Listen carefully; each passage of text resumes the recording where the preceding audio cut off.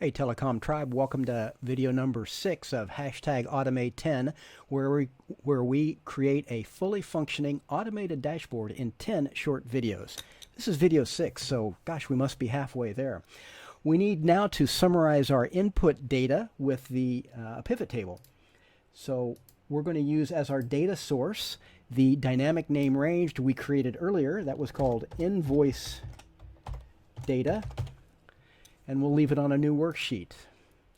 Okay, and we got to scroll down here just a little bit. And we're going to put in the rows, we'll have the date. This is our synthetic date field.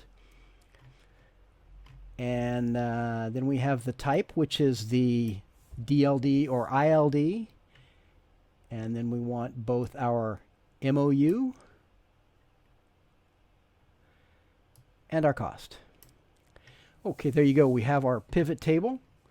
That's basically it for this video. We've got our pivot table set up. It has all of our data in it, and we're ready for the next one. Join us for that. Thanks.